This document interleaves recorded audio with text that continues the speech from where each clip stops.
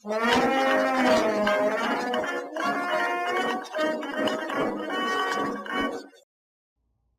everyone, Adam Shar here from Bravura Media Company. Today I just want to say thank you to all the new people who subscribed to my channel. I really hope you enjoy our videos. I've gotten a lot of your requests. I'm going to fulfill all those requests. I just need a little bit more time, but I'm definitely going to get to them. Since we have Memorial Day weekend and we're coming up on the anniversary of D-Day, I wanted to do a tribute to past and present troops, U.S. troops out there.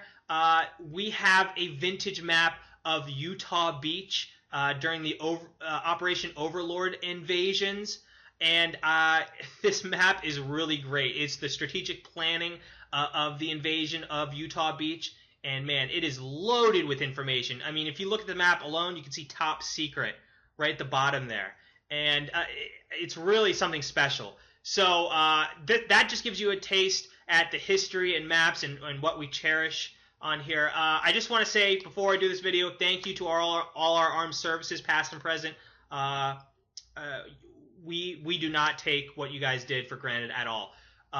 So to dive right in, let me give you a brief background. Operation Overlord was the Allied force invasion to get back into Europe, to take over France, and to push the Germans back, and to take back Europe, essentially. And it was essentially an invasion from southern England all the way across the English Channel to northwestern France. Utah Beach, more specifically in this map, was the westernmost of the 5 beach landings of Normandy. The beach landings were, the codenames were Utah, Omaha, Gold, Juno, and Sword. The mission for Utah Beach was to secure the beachhead at the Cotentin Peninsula, also known as the Cherbourg Peninsula. Essentially, what they wanted to do was take that peninsula because the city of Cherbourg had many useful port facilities that the Allied forces could use to transport materials, infantry, tanks, you name it. The assault on the area was carried out by the 4th Infantry Division, the 70th Tank Battalion, and was supported also by the 82nd and 101st Airborne Divisions. If you remember the 101st, they were the Band of Brothers. If you know Band of Brothers, there's a story you can look it up online. It also was a TV show. But it was just a brotherhood of U.S. Airborne troops that dropped in, and it was historians essentially interviewed numerous amounts of these men and put all the information together. You check out Band of Brothers. The combination of amphibious assault and paratroopers landing more inland allowed the Allied forces to take the peninsula and to prevent the Germans from reinforcing the city of Cherbourg. The first invasion into Utah Beach really started at 1:30 in the morning, where paratroopers were dropping in more inland.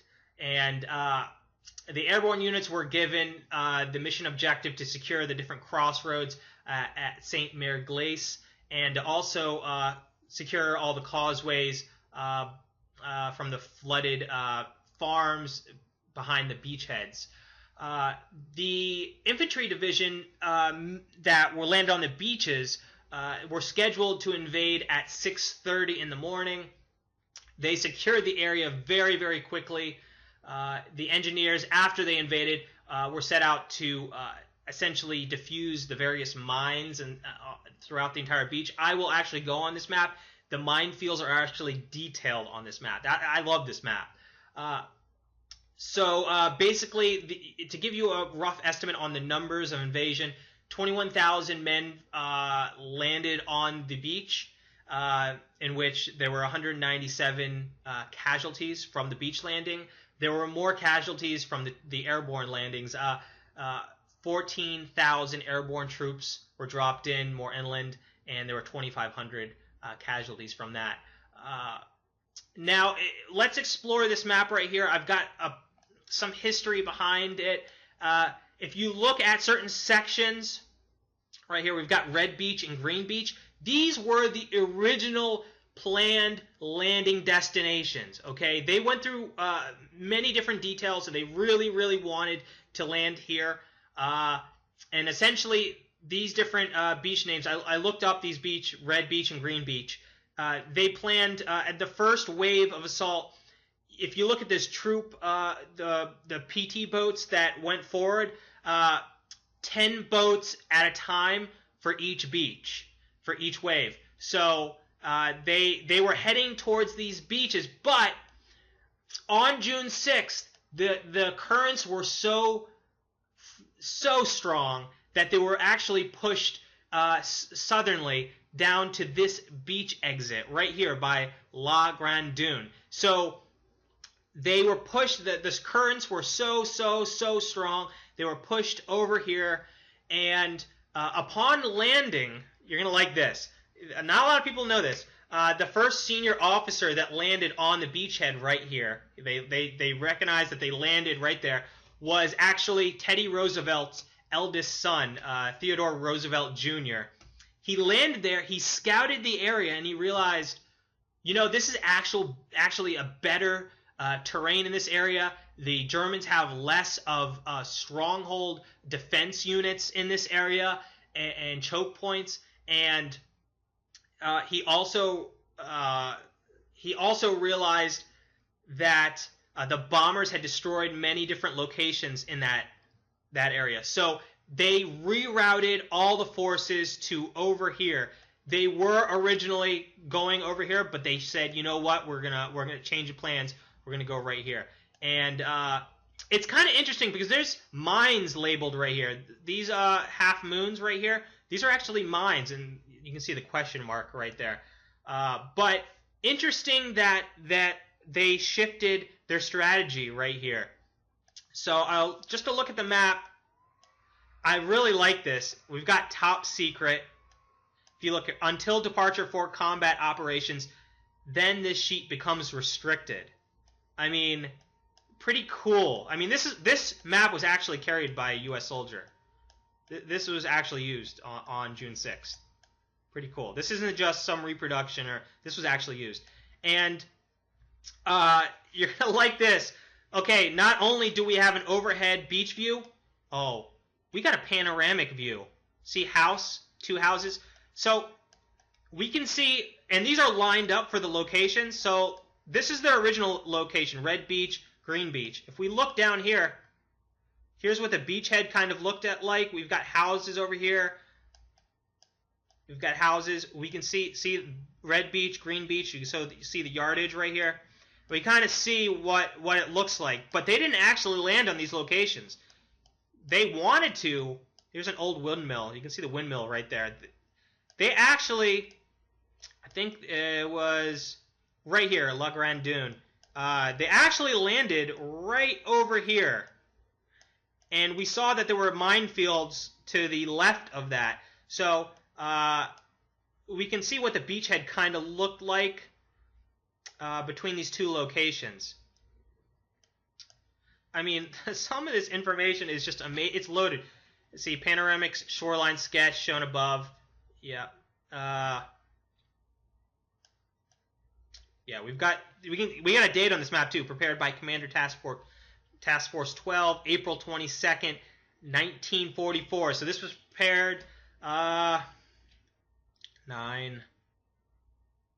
So about a month and 15 days, a month and a half before the actual landings. We've got legend details. I really like the, yeah. So where did I see? Yeah, undefined minefield right here. See how they have these little half moons? Interesting. You can see that they said, okay, this section, we think that there's some minefields. They even thought there were some minefields over in Red Beach. You see these half moons right over here? Maybe that was a deciding factor for Theodore Roosevelt Jr. Maybe he said, we got pushed more southernly, and maybe, you know, we can take less chances with Red Beach and to avoid the minefields over here. But pretty cool that we get that. We can see some of the roads. We have minefields on this road system right here that goes to this town, village. I can't pronounce that. Le Mesniled.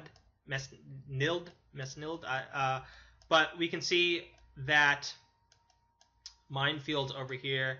And man, I just wonder how they got this intel on the minefields. And just amazing. Loaded with information.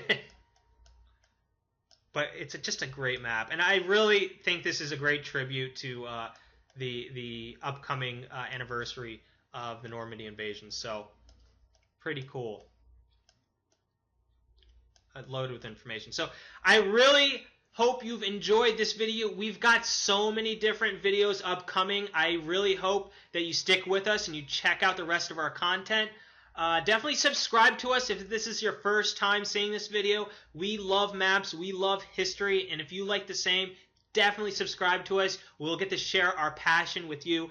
And please leave a comment below if you have any questions about this map, or you'd like to know some more information on the Utah Beach invasion. I'd love to present some more. And yeah, just like this video. Share this video if you know anyone who likes World War II history or the Normandy Beach invasions. Share this video with them. Leave a comment, like this video, subscribe, and I will see you guys soon. Okay, take care. All right, bye.